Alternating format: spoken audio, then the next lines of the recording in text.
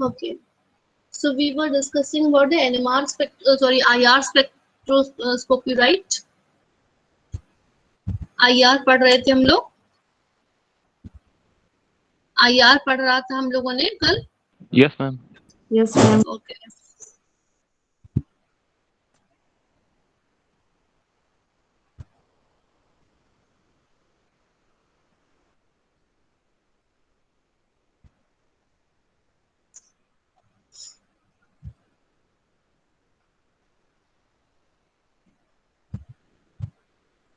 IR spectroscopy. We deals with the electromagnetic radiation from 0.78 mu to 1000 mu. Means you can convert 0.78 mu to nm, so that you will find that it will be 780 nanometer. तो अब इस case में क्या करते हैं हम लोग, ये आप लोगों को मालूम है कि 0.78 से 1000 म्यू के रेडिएशन हम लोगों ने अपने जो भी कंपाउंड है उस पे रेडिएट करे, और after that these compound will absorb the radiation, specific radiations, है ना. जो भी compound, those compound are absorbing the radiation, they will be known as IR active, and those are not absorbing the IR radiation, that will be known as IR inactive. So which compound is IR active and which compound is IR inactive? How can you identify? Ma'am जिनके dipole moment में change हो जाएगा वो Yes. IR inactive होंगे. IR active होगा ना. हाँ sorry ma'am, IR active. IR active होगा, है ना.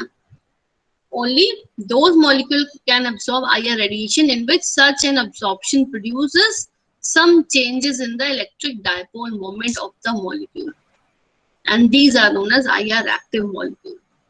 And what are IR inactive? O2 into H2Cl2. They are symmetrical homonuclear diatomic molecules, and these have zero dipole moment. है ना, इनके पास कोई dipole moment नहीं, जैसे symmetrical homonuclear diatomic molecules है. तो अगर ये स्ट्रेच भी करते हैं, स्ट्रेच कर रहे हैं, कॉन्ट्रैक्ट कर रहे हैं, फिर स्ट्रेच कर रहे हैं, कॉन्ट्रैक्ट कर रहे हैं, तो भी इनके डायपोल मोमेंट में कुछ भी चेंजेस नहीं आएगा. दैट्स व्हाई यहाँ पर लिखा हुआ है these are symmetrical homonuclear diatomic molecule, and these have zero dipole moment, and stretching of the bonds will not produce dipole moment. Stretching से भी कोई डायपोल मोमेंट में डायपोल मोमेंट प्रोड्यूस नहीं होगा. That's why these molecules are IR inactive. But hetero, like CO, HCl, they are heteronuclear diatomic molecules. Hetero means different atoms are here, and these molecules possess a permanent dipole moment, and because they are having the permanent dipole moment, then they will absorb IR radiations, right? ये बात हम लोगों ने कल तक पढ़ी थी कि which molecules IR active and which is IR inactive. If you are taking the example of CO2 case में क्या होता है? मैम ये हेटेरोन्यूक्लियर है फिर भी इनएक्टिव है. नहीं, हर समय इनएक्टिव नहीं होता, कभी एक्टिव हो सकता है, कभी इनएक्टिव हो सकता है. वही मैं केस बता रही हूँ कि जैसे आपका हेटेरो ये है आपका, जैसे ये है, ये कौन सा है, CH2Cl2 है जैसे सपोज करो. तो यहाँ पर भी क्या हो रहा है, देखो ये आपका ये क्या हो रहा है, यहाँ पर सिमेट्रिकल स्ट्रेचिंग हो रही है, सिमेट्रिकल स्ट्रेचिंग हो रही है ना. तो सिमेट्रिकल स्ट्रेचिंग होने से क्या हो जाएगा, ये IR इनएक्टिव होगा, नॉट IR एक्टिव लिखा है, not IR active, because symmetrical stretching हो रही है. सिमेट्रिकल स्ट्रेचिंग में क्या होगा, आपका डायपोल मोमेंट में कोई चेंज नहीं होगा, है ना, क्योंकि यहाँ पर सिमेट्रिकल स्ट्रेचिंग हो रही है और साथ में क्या है, इधर भी Cl है, इधर भी Cl है ना, दोनों जगह Cl है, दोनों सेम ही है. तो यहाँ पर क्या होगा, इससे जो प्रोड्यूस डायपोल मोमेंट होगा वो उसको कैंसिल कर देगा, इससे जो प्रोड्यूस है उसको कैंसिल कर देगा, इसलिए क्या हो जाएगा, ये आपका इनएक्टिव हो गया. मगर हाँ, ये आपका क्या हो जाएगा, इसमें एसिमेट्रिकल, ये क्या है हमारा सिस था, दिस इज सिस फॉर्म थी, है ना. सॉरी यहाँ पे गलत लिखा, दिस इज ट्रांसफॉर्म ना, ये ट्रांसफॉर्म है, ये हमारी क्या सिस फॉर्म है, ये तो सही कर लेना इसको, ये दिस इज ट्रांसफॉर्म है, दिस इज सिस फॉर्म. इसमें क्या हो रहा है, हमारा एसिमेट्रिकल हो रहा है ना. तो यहाँ पर ये क्या हो जाएगा, IR एक्टिव हो जाएगा। आईआर एक्टिव क्यों हो जाएगा? यहाँ पर देखो इधर Cl है, इधर H है ना, इधर भी क्या है Cl है, इधर H है, तो इसका डायपोल मोमेंट ये इसको कैंसिल नहीं करेगा, आपस में दोनों कैंसिल नहीं करेंगे, इसलिए कि क्या हो गया हमारे आईआर एक्टिव हो गए। ठीक है, तो ऐसे ही CO2 के केस में भी क्या होता है, it is important to note that it is not necessary for a compound to have permanent dipole moment to be infrared active. In the case of carbon dioxide, the molecule is linear and centrosymmetric. यहाँ पर diagram मैं बना रहा है नहीं मैंने, आप लोग बना लेना। जैसे यहाँ पे कार्बन है, तो यहाँ पर ऑक्सीजन है, इधर भी ऑक्सीजन है ना, लीनियर मॉलिक्यूल होता है ना कार्बन डाइऑक्साइड का, तो लीनियर मॉलिक्यूल है, कार्बन बीच में है, इधर डबल बॉन्ड ऑक्सीजन, इधर डबल बॉन्ड ऑक्सीजन। तो इन दिस केस क्या बता रहे हैं, सेंट्रोसिमेट्रिक है। सेंट्रोसिमेट्रिक का मतलब क्या हो गया, सिमेट्रिकल है, कार्बन बीच में, इधर भी ऑक्सीजन है, सिमेट्री है, and therefore does not have permanent dipole moment. This means that the symmetrical stretch will not be infrared active. अगर इसमें सिमेट्रिकल स्ट्रेचिंग करेंगे हम लोग, मतलब कार्बन बीच में है, इधर ऑक्सीजन है, इधर भी ऑक्सीजन है, दोनों तरफ सेम तरीके से अगर स्ट्रेच करेंगे, इधर का ऑक्सीजन भी स्ट्रेच करे, इधर का भी ऑक्सीजन स्ट्रेच करे, तो एक का डायपोल मोमेंट दूसरे का कैंसिल कर देगा।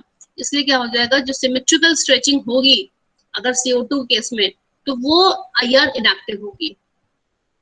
But however in the case of asymmetrical stretching, a dipole moment will be periodically produced. अगर इस asymmetrical stretching का मतलब क्या हो गया, इधर कार्बन है, इधर ऑक्सीजन है, यहाँ पे स्ट्रेच हो रहा है, यहाँ पर कॉन्ट्रैक्ट हो रहा है, यहाँ पर स्ट्रेच हो रहा है, यहाँ पर कॉन्ट्रैक्ट हो रहा है, या यहाँ पर स्ट्रेच हुआ, यहाँ पर कॉन्ट्रैक्शन हुआ, तो इसका डायपोल मोमेंट इसको डायपोल मोमेंट को कैंसिल नहीं करेगा। तो इस वजह से तब क्या हो जाएगा कि आपका आईआर एक्टिव हो जाएगा। ठीक है, मगर आप अभी फिलहाल अभी जो आपका सिलेबस में है, ये तो हायर स्टडीज की बात हो गई, आप सिर्फ फिलहाल इतना याद रखो कि ये जो O2, N2, H2, Cl2 they are homonuclear diatomic molecule, इनके पास कोई भी डायपोल मोमेंट नहीं होता है, इसकी वजह से ये आईआर इनएक्टिव होते हैं। असिमेट्रिकल एसिमेट्रिकल स्ट्रेचिंग वाला है ना, आप के लिए तो ज्यादा हो जाएगा क्योंकि वो हायर स्टडीज की बात है, मगर मैंने एग्जाम्पल आप दे दिए थे। ठीक है, now comes to the types of vibration. Yesterday we were discussing about the types of vibration. मैंने बताया था stretching vibrations and the bending vibration. There are two types of vibrations right here. What does it mean stretching? Stretching का मतलब तो खींचना होता है ना, जैसे मैंने बताया कि हमारे पास पेन की स्प्रिंग है, इसको हम स्ट्रेच कर रहे हैं, फिर छोड़ रहे हैं, फिर स्ट्रेच कर रहे हैं, फिर छोड़ रहे हैं, तो this is known as stretching vibration. और अगर उसी स्प्रिंग को अगर हमने बेंड करा, फिर छोड़ दिया, फिर बेंड किया, फिर छोड़ा, ये भी वाइब्रेशन है, मगर कौन सा वाइब्रेशन है, बेंडिंग वाइब्रेशन, बेंड कर रहे हैं हम लोग उसको, है ना। तो मैंने बताया था कि एक कोई मॉलिक्यूल है, उसमें स्ट्रेचिंग और बेंडिंग दोनों अगर होते हैं, तो स्ट्रेचिंग के लिए ज्यादा एनर्जी चाहिए, ज्यादा एनर्जी मतलब शॉर्टर वेवलेंथ, तो उसी एक ही मॉलिक्यूल में, एक ही बॉन्ड में दो तरीके के एब्जॉर्प्शन आएंगे, एक बेंडिंग वाइब्रेशन की वजह से, एक स्ट्रेचिंग वाइब्रेशन की वजह से। और आपको ये भी कल मैंने बताया था कि कोई भी मॉलिक्यूल जो आईआर रेडिएशन एब्जॉर्ब करता है, कब आईआर रेडिएशन एब्जॉर्ब करता है, जब मॉलिक्यूल के अंदर जो वाइब्रेशन हो रहे होते हैं, उस वाइब्रेशन की फ्रीक्वेंसी आईआर रेडिएशन की फ्रीक्वेंसी से अगर मैच कर जाए, तब वो आईआर रेडिएशन को एब्जॉर्ब करेगा, है ना। तो इसलिए बात फिर वही आती है कि ये नहीं हो रहा कि 0.78 म्यू से लेकर के 1000 म्यू तक सारे रेडिएशन एब्जॉर्ब होगा। सारे रेडिएशन क्यों नहीं एब्जॉर्ब हुए, क्योंकि वो सिर्फ तभी एब्जॉर्प्शन देगा मॉलिक्यूल जब उसमें जो लगातार वाइब्रेशन पहले से हो रहे थे, उसकी फ्रीक्वेंसी रेडिएशन की फ्रीक्वेंसी से मैच कर जाएगी, तब वो एब्जॉर्प्शन देगा और वो और तेजी से वाइब्रेशन करने लगेगा। तो हम बोलेंगे कि मॉलिक्यूल जो था वो लोअर वाइब्रेशन एनर्जी लेवल से हायर वाइब्रेशन एनर्जी लेवल पर शिफ्ट हो गया या जंप कर गया। ठीक है, यहाँ पर एक्चुअली में कोई जंपिंग नहीं हो रही है, इसी को जंपिंग करना बोलते हैं कि जब लोअर से हायर में चला गया, मतलब पहले आपके वाइब्रेशंस कम थे, अभी और तेजी से वाइब्रेट करने लगा। ठीक है, और एक बात क्या बताई थी मैंने कि जो स्ट्रेचिंग वाइब्रेशन जो होते हैं, उसको हम लोग इस साइन से डिनोट करते हैं। अब जैसे यहाँ पर मैंने यहाँ पर लिखा हुआ है, ये C double bond O sign लगा हुआ, तो आप समझ जाओगे साइन देख करके ये स्ट्रेचिंग वाइब्रेशन की बात हो रही है। अगर बेंडिंग वाइब्रेशन की बात होगी तो ये वाला साइन लगा होगा, डेल्टा साइन लगा होगा। ठीक है, तो बेंडिंग वाइब्रेशन, और बेंडिंग वाइब्रेशन की जो वैल्यू होगी हमेशा क्या होगी, स्ट्रेचिंग वाइब्रेशन से ज्यादा होगी, कम होगी, बताइए। बेंडिंग वाइब्रेशन के हाँ बोलिए। स्ट्रेचिंग की ज्यादा होती है। स्ट्रेचिंग की ज्यादा होगी। मैम बेंडिंग की ज्यादा होगी। बेंडिंग की ज्यादा होगी, क्यों बेंडिंग की ज्यादा होगी? इसमें कम एनर्जी चाहिए, हाँ वेवलेंथ कम हो जाएगा, हाँ, वेवलेंथ ज्यादा हो जाएगा। मगर यहाँ पे तो एनर्जी फ्रीक्वेंसी की बात कर रही हूँ ना, ये जो यूनिट लिखी है सेंटीमीटर इनवर्स, ये तो फ्रीक्वेंसी की यूनिट है ना। अगर मैं वेवलेंथ की बात करती तो आप रेसिप्रोकल बोल देते। अगर मैंने कहा कि बेंडिंग फ्रीक्वेंसी की वैल्यू ज्यादा होगी कि स्ट्रेचिंग फ्रीक्वेंसी की वैल्यू ज्यादा होगी, ये तो मैम तो फ्रीक्वेंसी की बात कर रही हूँ ना, तो हम तो फ्रीक्वेंसी की बात कर रहे हैं, तो फ्रीक्वेंसी क्या हो जाएगा, स्ट्रेचिंग फ्रीक्वेंसी की वैल्यू बेंडिंग फ्रीक्वेंसी की वैल्यू से ज्यादा होगी, या बेंडिंग फ्रीक्वेंसी की वैल्यू कम होगी। फ्रीक्वेंसी कम होगी मतलब वेवलेंथ ज्यादा होगी। मैं यहाँ पे वेवलेंथ तो नहीं पूछ रही ना, मैंने यहाँ पे क्या पूछा, फ्रीक्वेंसी वर्ड यूज करा, इसलिए बहुत बहुत ध्यान से सुना करिए क्वेश्चंस को, आप लोग एग्जाम में भी आते हैं तो ध्यान दीजिए, क्योंकि आप यहाँ देखिए सेंटीमीटर इनवर्स, ये किसकी यूनिट है, सेंटीमीटर इनवर्स किसकी यूनिट है, ये मैम फ्रीक्वेंसी की। फ्रीक्वेंसी की है ना। यहाँ पर हम लोगों ने लैम्डा की बात नहीं करी है, वेवलेंथ की बात नहीं करी, उन्होंने फ्रीक्वेंसी की बात करी है। तो अगर इसका रेसिप्रोकल कर लोगे तो बोलोगे कि भाई हाँ, बेंडिंग या वाइब्रेशन के लिए हमको कम एनर्जी चाहिए, मतलब कि लॉन्गर वेवलेंथ एब्जॉर्प्शन होगा, लॉन्गर वेवलेंथ एब्जॉर्प्शन होगा मतलब कि फ्रीक्वेंसी कम होगी, बात तो वही आगे फिर से है। तो इसके लिए स्ट्रेचिंग वाइब्रेशन के लिए higher frequency and bending vibration के लिए आपको लोअर फ्रीक्वेंसी की डेटा आपके पास आते हैं, ठीक है। अब मैंने बताया था कि stretching vibration can be of to types, symmetrical and asymmetrical. Symmetrical means what does it mean symmetrical, देखिए यहाँ पर भी स्ट्रेचिंग हो रही है, यहाँ पर भी स्ट्रेचिंग हो रही है, दोनों एक साथ, इसका कॉन्ट्रैक्शन होगा तो इसका भी कॉन्ट्रैक्शन होगा, फिर इसका स्ट्रेचिंग इसकी भी stretching, this is known as symmetrical stretching. यहाँ पर क्या हो रहा है, एक का कॉन्ट्रैक्शन दूसरे की स्ट्रेचिंग, एक का कॉन्ट्रैक्शन दूसरी की स्ट्रेचिंग, फिर ये कॉन्ट्रैक्ट होगा तो ये स्ट्रेच होगा, ये कॉन्ट्रैक्ट होगा तो ये स्ट्रेच होगा, ऐसे ऐसे ऐसे चलता रहेगा यूं करके, है ना। तो this is known as asymmetrical stretching, ठीक है। Then comes to the bending vibration, this is very important question. अगर आईआर पे सब्जेक्टिव क्वेश्चंस आते तो ये बहुत पूछते हैं कि explain the different types of vibrations in IR region, तो अब आपको बताने पड़ेंगे। There two types of vibrations, stretching and bending. Stretching are two types, symmetrical, asymmetrical. इसके बाद बेंडिंग पर आते हैं। देखिए बेंडिंग में क्या होता है, यहाँ पर देख लेते हैं।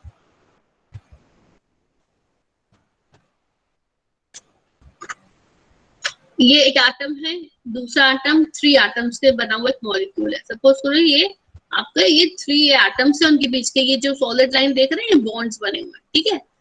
अब ये इसमें क्या हो रहा है, ये बॉन्ड ऐसे मूव कर रहा है और ये वाला बॉन्ड भी ऐसे मूव कर रहा है, दोनों एक ही साइड पे मूव कर रहे हैं, ऐसे ये इधर है ना, ये इधर है ना। तो ये कौन सा वाइब्रेशन होते हैं, देखो जैसे मेरा कर्सर मूव कर रहा है ना, ये ऐसे मूव करेंगे, ऐसे ऐसे ऐसे कर्सर दिख रहा है आप लोगों को मूव करता हुआ।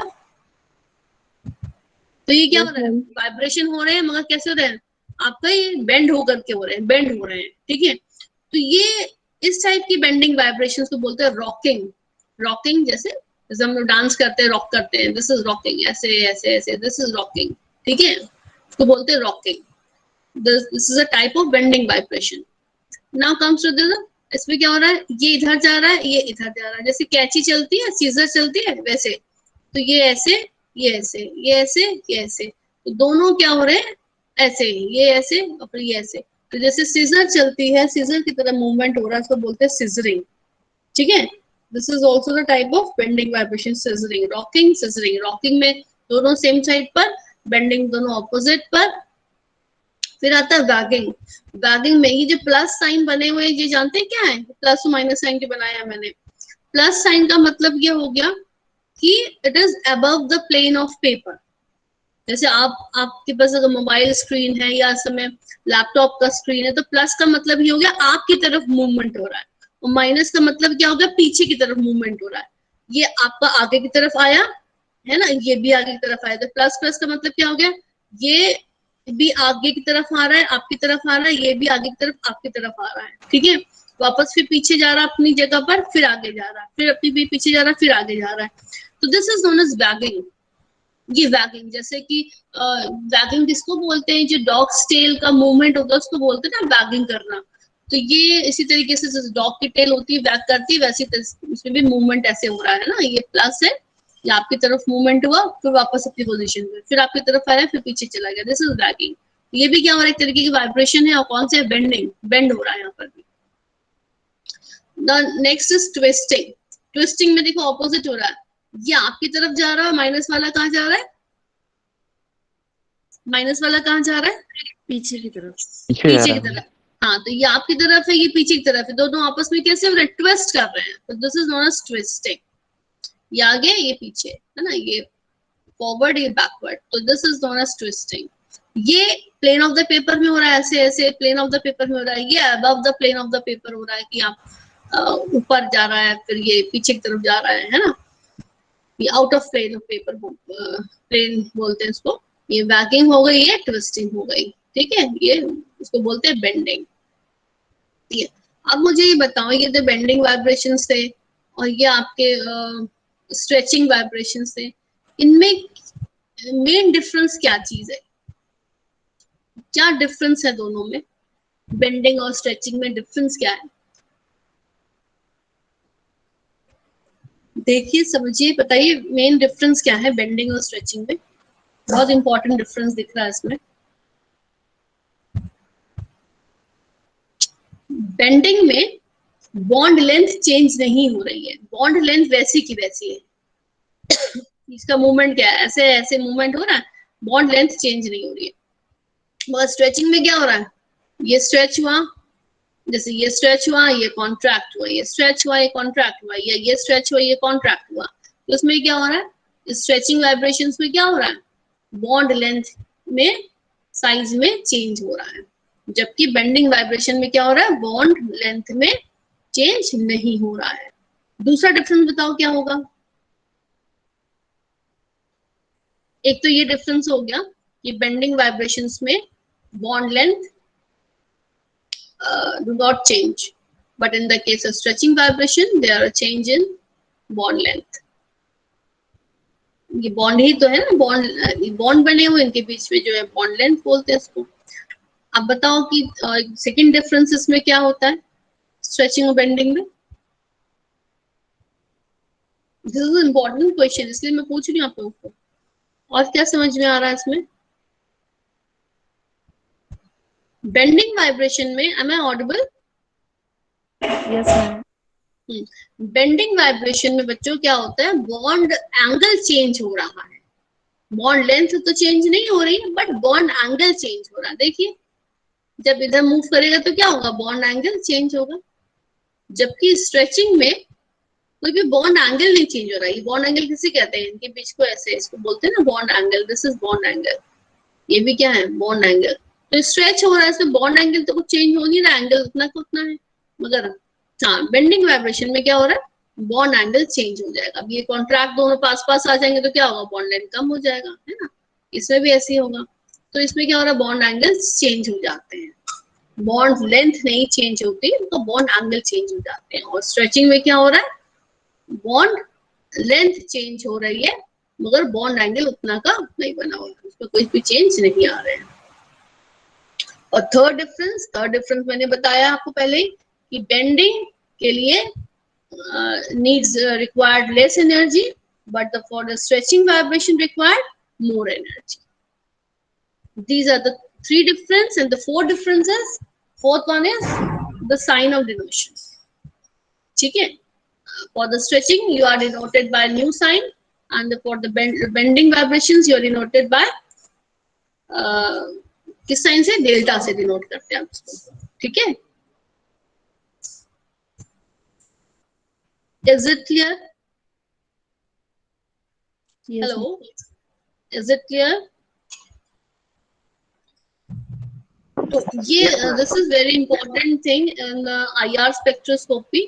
कई बार क्वेश्चन पूछते हैं what are the different vibration modes in IR spectra, and मतलब आपको ये अगर सब्जेक्टिव आता है तो you have to draw this structure and you have to write the name of all these vibrations.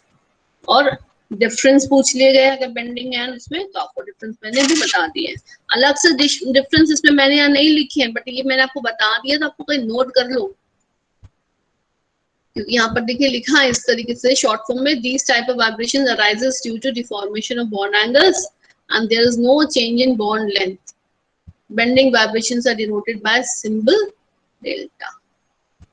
ठीक है, और एक पॉइंट जो मैंने बताया कि बेंडिंग के लिए रिक्वायर्ड लेस एनर्जी।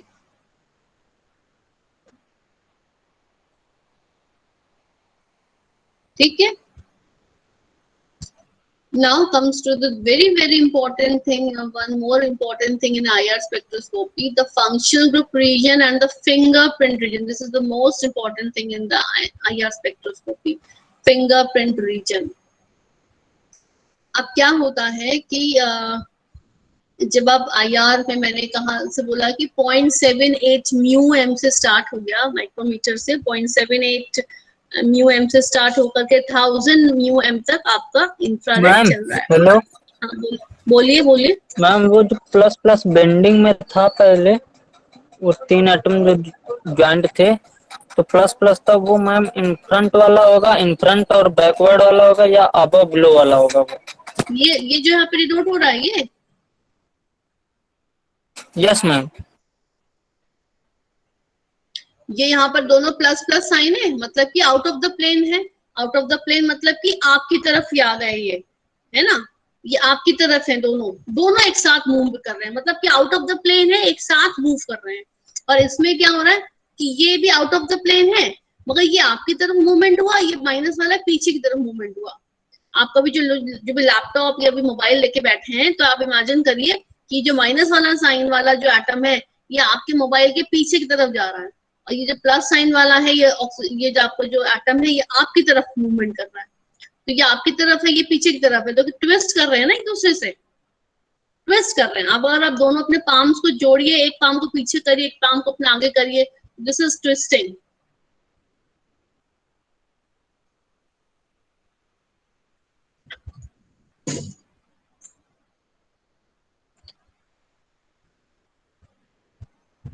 देखिए ये आपका पाम है ना, तो ये दोनों ऐसे मूव कर रहा है, तो क्या हो रहा है, ये कौन सा मूवमेंट है, दोनों आपके सेम साइड पर जा रहे हैं। अभी क्या हो रहा है, ये एक आगे है, एक पीछे, एक आगे एक पीछे, this is known as twisting, इसको बोलते हैं ट्विस्टिंग। Is it clear? ये आपका ट्विस्टिंग हो गया है ना, और ये आपका सिर्फ प्लस प्लस वाला मूवमेंट मैंने बताया, ठीक है? Yes ma'am.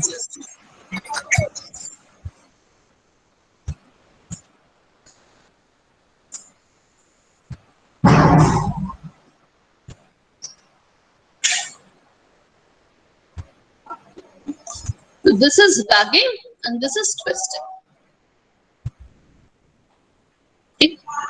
अभी आ गया, this is important thing, the functional group region and the fingerprint region. क्या होता है बच्चों, 0.78 म्यू एम से आपका स्टार्ट हो गया इंफ्रारेड एंड 1000 म्यू एम तक चला। अब इस रीजन को हम लोगों ने ना सब डिवीजन कर लिए हैं, उनको भी छोटे छोटे पार्ट्स में डिवाइड कर लिया। बहुत सारे पार्ट्स होते हैं, मगर अभी आपके कोर्स में सिर्फ 2 हैं, मैं 2 को डिस्कस कर रही हूँ कि फंक्शनल ग्रुप रीजन किसे कहते हैं। 2.5 म्यू एम से लेकर के 6.9 म्यू एम का जो रीजन होता है, इसको बोलते हैं हम लोग फंक्शनल ग्रुप रीजन। ठीक है, कहाँ से स्टार्ट हो रहा है, 2.5 mu m to 6.9 mu m, and from 6.9 mu m to 16.6 mu m is known as fingerprint region. ठीक है, तो ये वैल्यूज को आपको रिमेम्बर, आपको याद रखना, you have to learn all these values. 2.5 mu m to 6.9 mu m and 6.9 μm to 16.6 μm. This is the fingerprint region, and this is, I'm talking about the wavelength, right?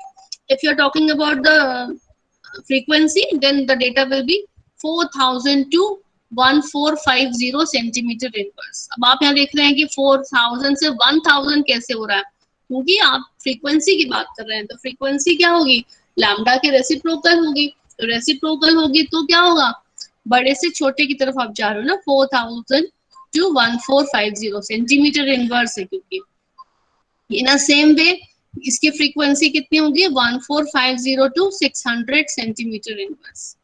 तो आपको दोनों तरीके से याद रखना है, फ्रीक्वेंसी के से भी और लैम्डा से भी। This is the functional group region and this is the fingerprint region. अब what is the importance of these two regions? This region is associated with the changes in the vibrational state of the various bonds. This region is characteristic of the type of bonds present. So in this way, you can identify the functional group of that compound.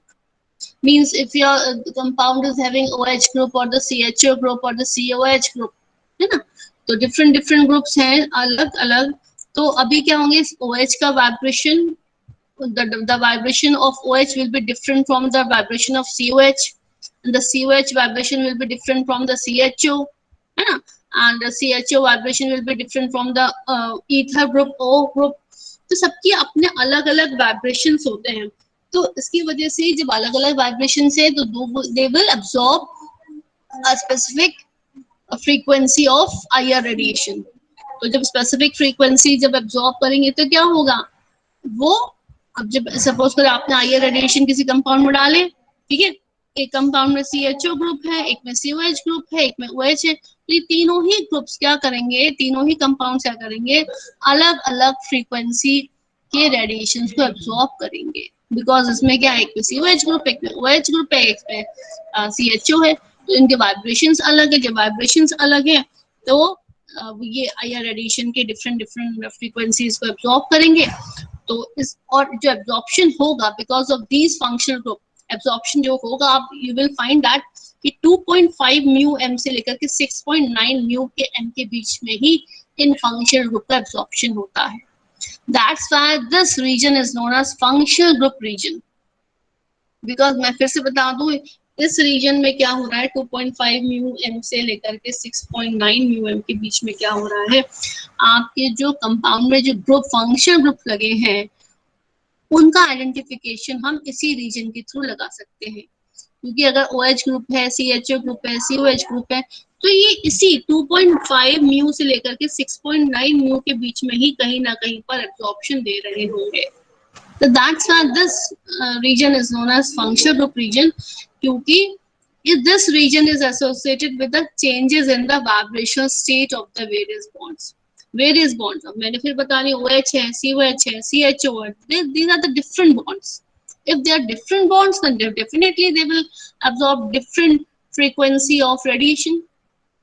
And जो frequency of radiation को absorb करेंगे, मगर वो lie जो करती है within this region 2.5 mm to 6.9 mm. So by seeing this region, you can identify the functional group of that compound. Is it clear? Is it clear? If you have any query, you may ask.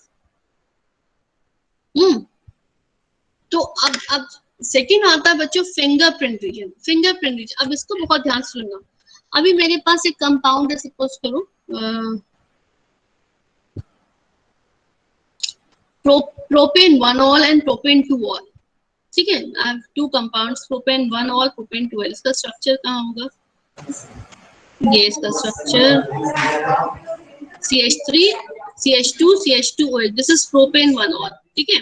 और ये क्या, propane 2-ऑल, CH3 CH CH3 इधर OH है ना, ये 1-ऑल है, ये 2-ऑल है।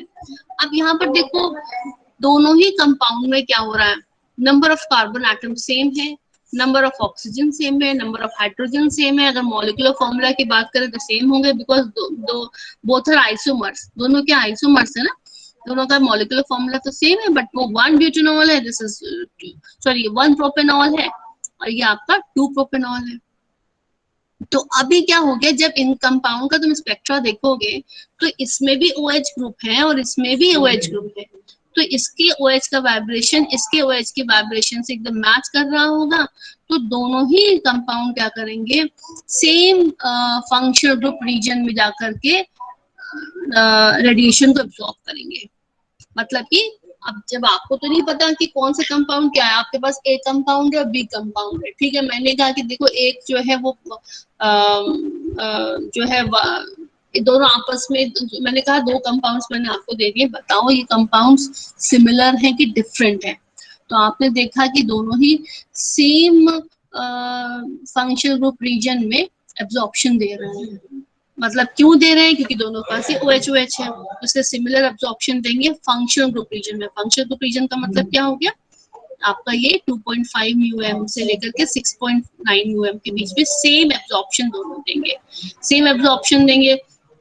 और दोनों में ही क्या है, नंबर ऑफ कार्बन आटम भी सेम है, हाइड्रोजन आटम भी सेम है। तो आप बोलोगे मैम लग रहा है मुझे कि एक सेम ही कंपाउंड आपने मुझे दे दिए, ए और बी जो दिए ना सेम ही कंपाउंड है। मगर जब आप इन दोनों का स्पेक्ट्रा जब आप लोग 6.9 म्यूएम से लेकर के 16.6 म्यूएम के बीच में चेक करोगे, तो दोनों के स्पेक्ट्रा में डिफरेंस पाओगे। डिफरेंस क्यों पाओगे, डिफरेंस पाते हैं इस वजह से, यहाँ पर रीजन को हम लोग बोलते हैं फिंगरप्रिंट रीजन। बहुत ध्यान से इस बात को समझना, बहुत इंपॉर्टेंट ये टॉपिक है यहाँ पर। जैसे कि हम लोग ह्यूमन बींग्स हैं, ठीक है, हमारे पास 2 हैंड्स हैं, मगर दोनों हैंड्स के फिंगरप्रिंट आपस में नहीं एक दूसरे से मिलते, है ना। किसी भी 2 इंसान के फिंगरप्रिंट एक जैसे नहीं मिलते। कि 2 आपके पास लोग हैं, दोनों के एकदम फेस एकदम सेम है, बिल्कुल ट्विंस लग रहे हैं और बिल्कुल हर चीज बिल्कुल सेम है, बट अगर उनके अगर फिंगरप्रिंट आप लोगे तो वो डिफरेंट होंगे। तो इन अ सेम वे कि जब we are talking about the 1 propanol and 2 propanol, तो इनका फंक्शनल ग्रुप रीजन में तो हम सेम पीक्स आ रही है, मतलब जैसे ही हम लोगों ने फिंगरप्रिंट रीजन की तरफ बढ़े, मतलब 6.9 म्यूएम से 16.6 म्यूएम पे पहुंचे, तो हमने देखा कि 1 प्रोपेनॉल की एब्जॉर्प्शन पीक कहीं और आ रही है, 2 प्रोपेनॉल की एब्जॉर्प्शन पीक कहीं और आ रही है। तो इससे समझ जाएंगे कि अच्छा ये पक्का दूसरा ही कंपाउंड है, ये सेम कंपाउंड नहीं है। तो इसलिए इसके आपका कोई भी कंपाउंड, 2 के कंपाउंड जितने भी सिमिलर हो, अगर तो जरा भी स्ट्रक्चर में वेरिएशन है, तो वो variation you can find out from this region 6.9 म्यूएम टू 16.6 म्यूएम। तो यहाँ आकर के तो स्पेक्ट्रा चेंज होना ही होना है। अब यहाँ पर देखो इस एग्जाम्पल,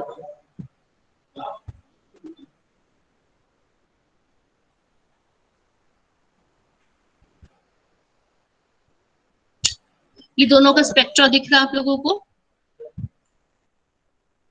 स्पेक्ट्रा दिख रहा है, एम आई ऑडिबल?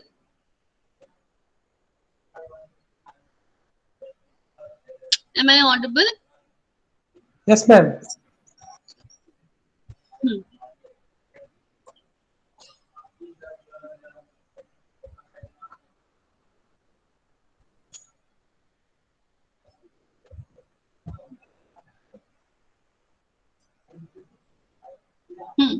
अब देखिए ये स्पेक्ट्रा बहुत ध्यान से देखिए, यहाँ पर हम लोगों ने वेव नंबर लिया है, वेव नंबर मतलब वही फ्रीक्वेंसी, ठीक है, और यहाँ पर लिया हम लोगों ने ट्रांसमिटेंस लिया हुआ है, ठीक है। अब यहाँ जो ग्राफ देखो, ये 1 प्रोपेनॉल का है, 2 प्रोपेनॉल का है।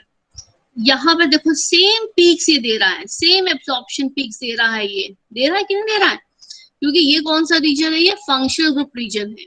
फंक्शनल ग्रुप रीजन में because of this OH group ये सेम पीक्स यहाँ पर दे रहा है, यहाँ पर दे रहा है। मगर जैसे ही आप यहाँ आगे बढ़े, कहाँ से 1450 से 1450 से 600 सेंटीमीटर इनवर्स आप बढ़े, तो देखिए इसका स्पेक्ट्रा इसके स्पेक्ट्रा से एकदम डिफरेंट हो गया। दिख रहा है डिफरेंस दिख रहा है? Yes ma'am. ये 1 प्रोपेनॉल का है, ये 2 प्रोपेनॉल का है, जबकि दोनों का फंक्शनल ग्रुप रीजन एकदम सेम था, मगर यहाँ आते आते एकदम डिफरेंट हो गया। इसका मतलब ये कंपाउंड आपस में डिफरेंट हैं। हमें नहीं पता था, सपोज करो ये ए कंपाउंड था, ये बी कंपाउंड था, ठीक है। जब हमने यहाँ तक इसका स्पेक्ट्रा देखा तो हमने देखा चलो ऑलमोस्ट इक्वली लगता है, सेम कंपाउंड ही है। जब मगर हम फिंगरप्रिंट रीजन में पहुंचे तो देखा कि नहीं भाई ये तो डिफरेंट कंपाउंड है।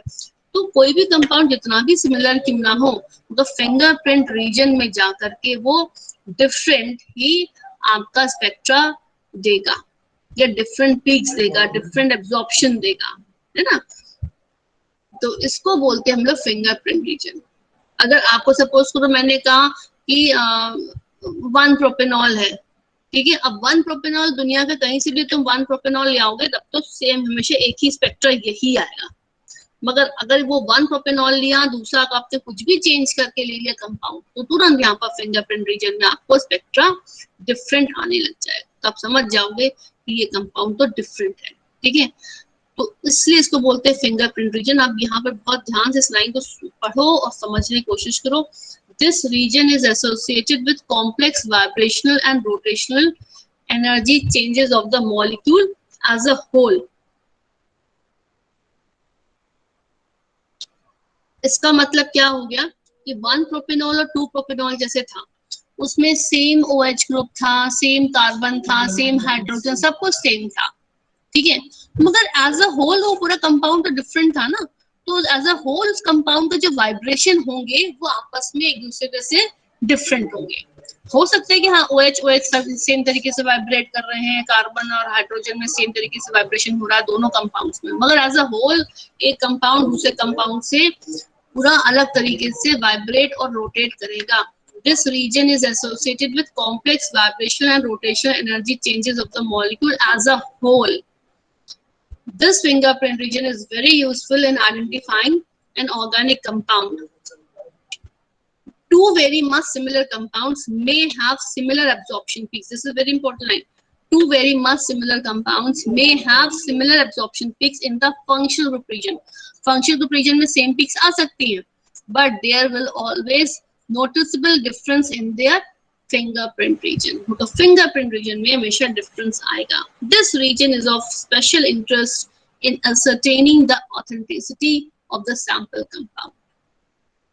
तो ये अगर मैंने कहा कि अगर मैंने 1 प्रोपेनॉल लिया, अगर 1 प्रोपेनॉल एकदम प्योर है और मैंने लिया तो दुनिया के किसी भी जगह से मैंने 1 प्रोपेनॉल लिया तो उसका फिंगरप्रिंट का हमेशा यही फिंगरप्रिंट रीजन में यही स्पेक्ट्रा आएगा। तो ये इसके लिए स्पेसिफिक है ये स्पेक्ट्रा। और जैसे ही मैंने 2 प्रोपेनॉल ले लिया तो आप समझ गए कि इसका स्पेक्ट्रा यहाँ करके चेंज हो गया, यहाँ पर जो इसकी ऑप्शन पीक्स थी डिफरेंट हो गई, ठीक है। तो ये क्यों होता है? क्योंकि आपका कंपाउंड में सेम बॉन्ड्स हैं, सेम फंक्शनल ग्रुप्स हैं, तो सेम तरीके से वाइब्रेट कर रहा है, मगर एज अ होल इस कंपाउंड का जो वाइब्रेशन है, इस कंपाउंड के वाइब्रेशन एकदम चेंज होगा, इसलिए फिंगरप्रिंट में डिफरेंट एब्जॉर्प्शन पीक्स दे रहा है। तो ये जो लाइन मैंने लिखी है इसको बहुत ध्यान से पढ़ लो, क्योंकि एग्जाम में पूछा जाएगा। तो ये जो तुम लोग नेट से टिप करके लिखते हो वो सब मत करना, क्योंकि इसलिए मैंने बहुत इजी लैंग्वेज में आपको एक्सप्लेन भी किया और यहाँ पर लिखा भी है, उसको आप समझिए और ना समझ में आए तो पूछ लीजिए आप उसको। कोई डाउट है इससे रिलेटेड? कोई डाउट है? No, ma'am. Students, am I audible? Am I audible? Yes, ma'am.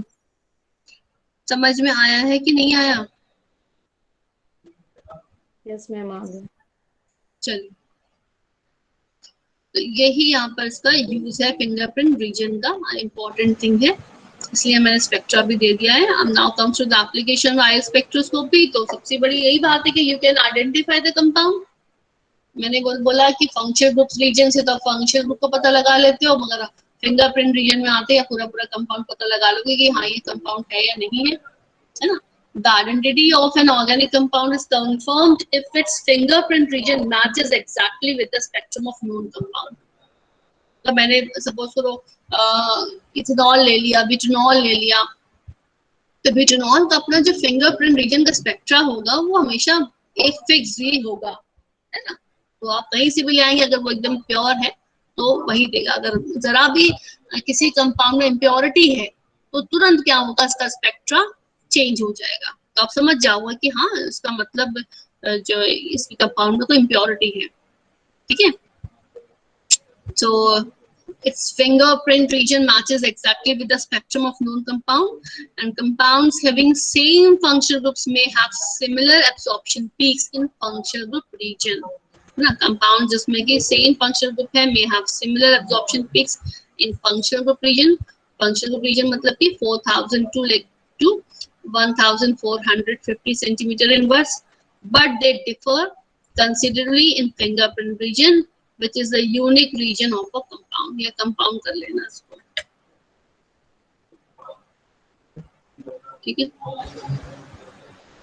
फिर आता है next comes to the qualitative analysis. Qualitative के मैंने बताया कि हर एक कंपाउंड का अपना एक स्पेसिफिक स्पेक्ट्रा होता है, एब्जॉर्प्शन पीक्स होती हैं, अगर कुछ भी उसमें इम्प्योरिटी मिक्स है तो आपका स्पेक्ट्रा चेंज हो जाएगा। The presence or absence of the absorption bands help in predicting the presence of certain functional groups in the compound, because all functional group OH, CHO, COH, OCN, etc. and different bonds like single, double, triple absorb specific frequency of higher radiation. मैंने आपको कई बार बात बताई है, चाहे वो single bond, double bond, triple bond हो, चाहे डिफरेंट फंक्शनल ग्रुप है, they will absorb specific frequency of higher radiation. And they have certain value and give their absorption band and higher spectrum.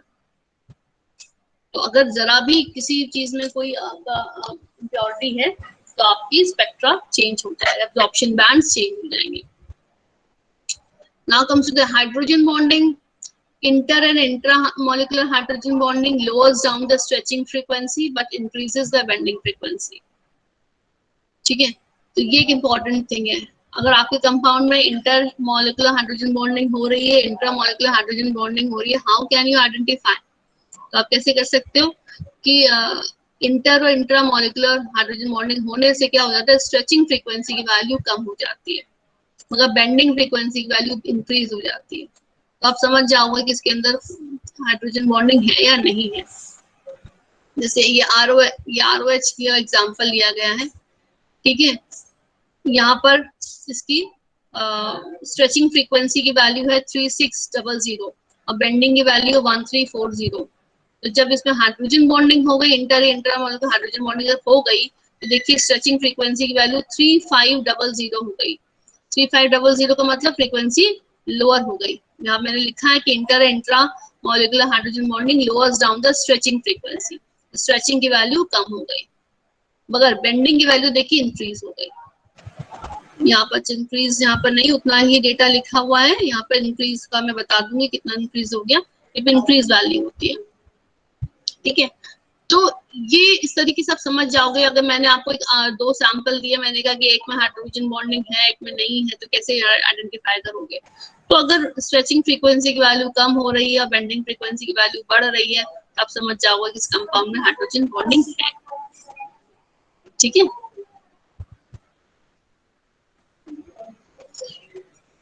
Bond strength, any factor that weakens the bond in a group lowers down the stretching frequency. कोई भी अगर factor जिसकी वजह से bond weak हो रहा है तो वो क्या करेगा, स्ट्रेचिंग फ्रीक्वेंसी की वैल्यू को डिक्रीज कर देगा। अब जैसे trans is more stable than cis form, trans is more stable than cis form, therefore the value of stretching frequency of trans is greater than cis. Trans is more stable. Why trans is more stable? Less repulsion ma'am. हाँ, very good. आपके क्या less repulsion है, एक दूसरे से बिल्कुल opposite direction पे groups लगे हुए हैं। और सिस में क्या होगा, एडजेसेंट पोजीशन में दो ग्रुप्स आ जाएंगे तो रिपल्शन होगा, स्टेरिक हिंड्रेंस होगा। तो ट्रांसफॉर्म ज्यादा स्टेबल होती है। तो मैंने कहा कि कोई भी फैक्टर जिससे कि आपका बॉन्ड अगर वीक अगर हो रहा है तो वो क्या करेगा, स्ट्रेचिंग फ्रीक्वेंसी की वैल्यू को कम कर देगा। तो ट्रांस से तो क्या हो रहा है, हमारा स्टेबिलिटी बढ़ रही है, और सिस से क्या हो रहा है, बॉन्ड वीक हो रहा है। अगर सिस अगर वीक हो रहा है तो मतलब सिस की जो वैल्यू होगी स्ट्रेचिंग फ्रीक्वेंसी की वो आपकी कम होगी। इसीलिए लिखा है therefore the value of stretching frequency of trans is greater than cis। मतलब सिस की वैल्यू कम होगी, ट्रांस की ज्यादा होगी। ट्रांस की क्यों ज्यादा होगी, क्योंकि ट्रांसफॉर्म ज्यादा स्टेबल। तो आप ऐसे याद रखो, बिल्कुल डायरेक्टली याद रखो, प्रोपोर्शनल तरीके से याद रखो कि जो ज्यादा स्टेबल होगा, स्ट्रॉन्ग होगा, है ना, उसके लिए स्ट्रेचिंग फ्रीक्वेंसी की वैल्यू ज्यादा होगी। अब वीक हो गया, कमजोर हो गया, स्ट्रेचिंग फ्रीक्वेंसी की वैल्यू कम हो जाएगी। तो ट्रांस ज्यादा स्ट्रॉन्ग है, ज्यादा स्टेबल है, इसे स्ट्रेचिंग की वैल्यू ज्यादा होगी और सिस की कम होगी। तो मैंने दो कंपाउंड्स आपको दे दिए, ए और बी। मैंने कहा कि भाई एक सिस है एक ट्रांस है, बताओ भाई कौन सा सिस है कौन सा ट्रांस है, तो कैसे पता लगाओगे?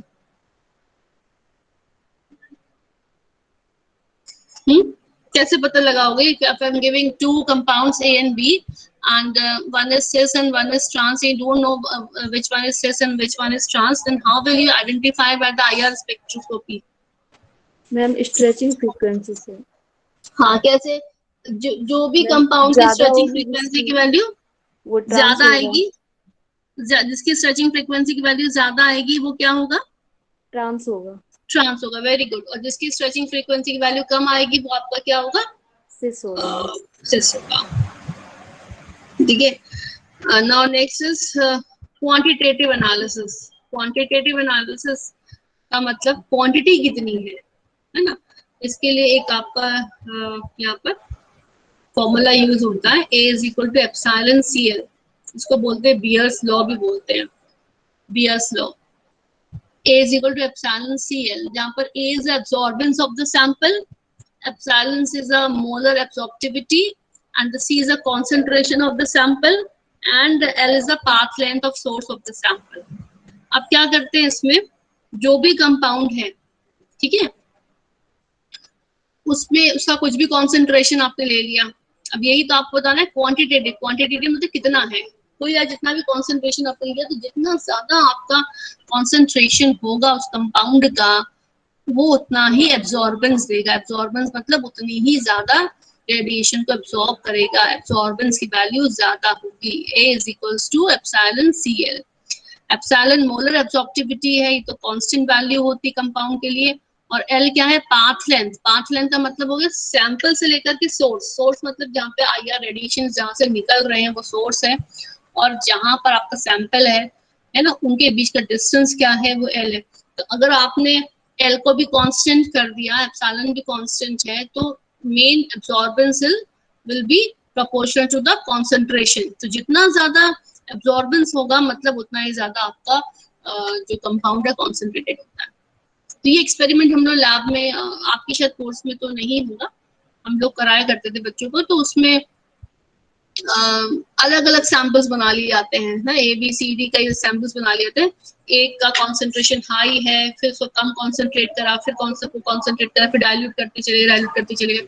फिर हम लोग सैंपल 1 बाय 1 का देखते थे। तो उसमें क्या होता है कि जैसे जैसे कॉन्सेंट्रेशन कम होता जाता था, एब्जॉर्बेंस की वैल्यू कम आती चली जाती थी। तो एक ग्राफ बनाने में एक स्ट्रेट लाइन आनी चाहिए कि जैसे जैसे आपका कॉन्सेंट्रेशन कम हो रहा है तो आपका क्या हो रहा है, एब्जॉर्बेंस की वैल्यू भी डाउन होती चली आ रही है। तो this law states that intensities of absorption bands are linearly proportional to the concentration of each component in a homogeneous mixture of solution. This is known as Beer's law. This is known as Beer's law. So if by the IR spectroscopy you can identify the quantitative results, you can identify the bond strength, you can identify the hydrogen bonding, you can identify the qualitative analysis, qualitative results, and you can identify the compound also by the help of fingerprint region. Is it clear to all of you? Do you have any query? Do you have any query? नहीं है? चलिए, तो फिर ये आपका IR भी over हो गया। अब नेक्स्ट 10 पे we will discuss the NMR spectroscopy. Okay? Okay ma'am. Okay, ma'am. Now send me the attendance.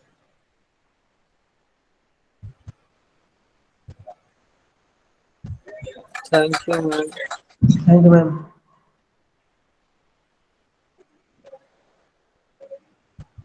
Class, have a nice day. God bless you.